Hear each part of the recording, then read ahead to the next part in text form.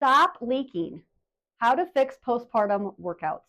Hi, I'm Justine Calderwood, pelvic floor physical therapist and certified birth healing practitioner, as well as a pregnancy and postpartum athleticism coach.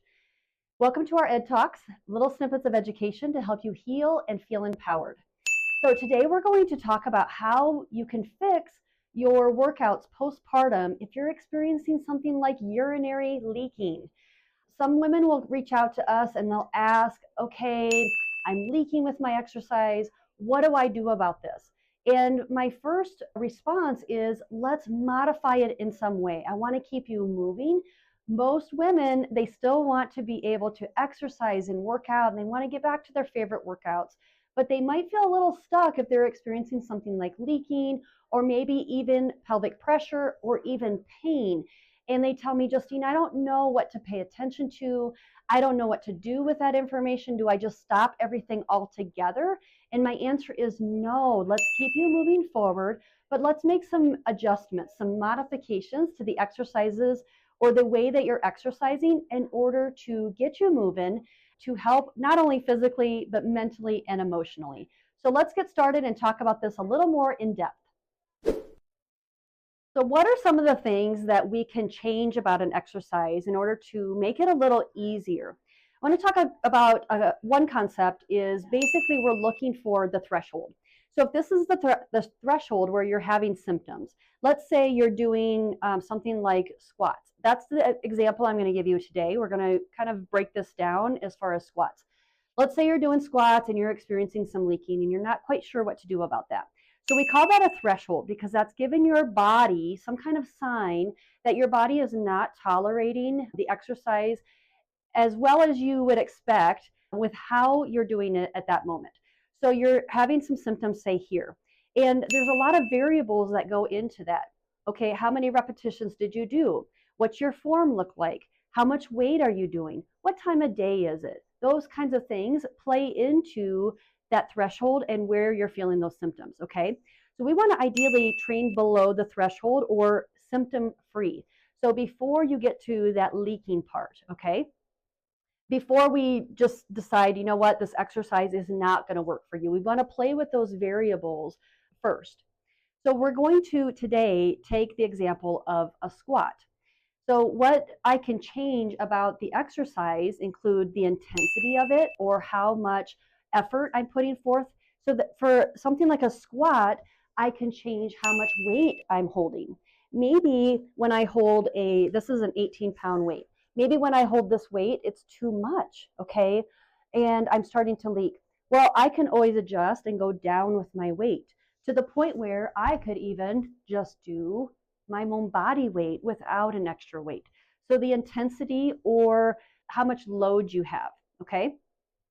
Another thing that I can change is the range of motion. So let's say with a squat, I'm doing like a goblet squat and I'm coming down and I'm going really deep and I'm coming right back up. Maybe I'm getting some leaking when I get all the way down there to the bottom, okay? And that's too far for me to go. However, if I change my range of motion, maybe if I go halfway, I'm leak free, okay? So I can still be moving in the same way and using the same muscle groups, but now I've given my body less to have to go through. Or maybe I even just do a little mini squat where I'm going a quarter of the way, okay? So range of motion is another variable that we can change. Another thing I can change is the position of my body. So let's say with squats, and going back to that goblet squat, you can see right now my feet are close together, okay? And I'm doing this. Maybe I do okay with this, but as soon as I go wider and I try to do something like a sumo squat and I'm here, maybe that's too much. I don't have the support that I need for my pelvic floor. So my position of my body, I can change that. I can also change with position how far I'm coming up. So one thing I notice when I train and help my patients and students is that when we come up, a lot of times people are kind of thrusting the hips forward and it's putting more pressure into the lower abdomen and into those organs like the bladder, and that can cause a little leaking. So instead of coming here and like thrusting and pushing my hips forward, tell people, Keep your chest over top of your toes and don't go quite as far. So maybe as you come up, you do better if you come up to maybe 95%, but you're not pushing those hips forward. That can make a difference. So changing your position of your body can make a difference for you possibly. Another two variables that you can change and play around with, one is speed. So maybe when you're doing squats, we're still using this example, maybe going fast, that's too much. But going a little slower, your body is able to adapt and you do better with that. So change up your speed, okay? And then the last thing that you can look at is the number of repetitions or how much time you're doing that. Or another way to look at it is like if it's not a squat, but let's say you're doing something like running, it could be distance. We'll go into a running example here in a little bit, but mostly the reps. So pay attention. Maybe when you get to 20 repetitions or you're doing a couple sets of 15 and you get towards the end of that second set, maybe that's when the leaking happens, okay? So can you just back down your repetitions? Don't do as many. So ideally we want to stay below that threshold, remember, in order to be symptom-free and keep the body happy. So there are quite a few ways, as you just learned, in order to play around with those variables to see what your body actually likes. And give yourself some time with this because there are so many variables, it can feel a little overwhelming, like I don't know where to start. So maybe you play around with the speed and nothing changes. Don't give up with that.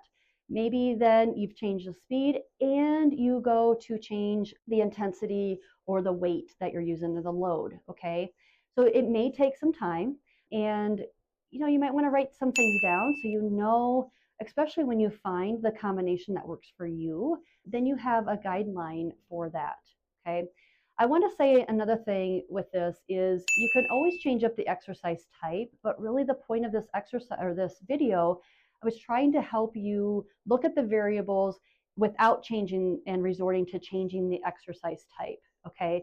But you might find by changing all the variables, you're still leaking, there's still a problem, and maybe you're not going to be able to solve that particular thing with just changing variables, okay? So you can take this information that we went over today and apply it to other ways of movement, other body weight exercises, like maybe you're doing bridges or planks or some bird dogs or whatever, deadlifts, that kind of thing. Whatever you like to do, you can extrapolate this information and make it work for you in other situations, depending on when you're having symptoms. So play around with those variables. I'm going to finish this video by just giving you a little food for thought. This can also be applied to more of those cardio type exercises. So maybe you're a runner or you want to get back to running and you start to run, or maybe you're doing some other impact things like jumping. You're trying to jump rope, for instance, or you're trying to do jumping jacks. I hear that a lot from the moms that I work with that, hey, when I do this, I'm leaking. So it can be really hard to look at that and go, all right, if I'm leaking when I'm jumping or I'm trying to run, even in 30 seconds or 3 minutes, how do I modify that? Well, we can still work with that. So if running after 3 minutes or jumping after so many times causes you leaking, we call that again the threshold. That's where your body is telling you, hey, the way that you're doing this exercise right now, I'm not tolerating it so well. So we can still play around with variables for that. We can change the speed. We can change something like the position of the body, okay? We can change, with running in particular, we can change the incline or whether we're on a flat ground, the intensity, if you will. We can change range of motion, meaning or position where we're kind of coming forward. Again, so we're not putting a lot of pressure down in through here. So we're not running like this with everything kind of unsupported.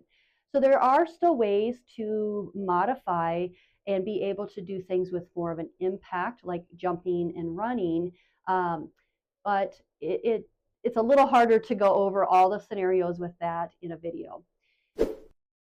Have fun playing around with the information that I gave you today and applying it to your workouts so that you can be leak-free and that you can enjoy your workouts again. It can also be applied if you're having other pelvic floor symptoms like pelvic pressure or if you're having pain. If you have tried this information or even just watching this video, you're feeling a little overwhelmed and you're thinking, I don't know where to start. I need some guidance on this. I have more questions than I have answers. We would love to help you out. You can head to our website, healingspotpt.com, and pick whatever option works out the best for you. You can come in person or meet with us on video for a discovery session. Get all of your questions answered by our expert team, and so that you can enjoy your workouts, you can get moving again, and really be that confident, strong woman that you always viewed yourself to be. Thanks for watching this Ed Talk, and I'll see you on the next one.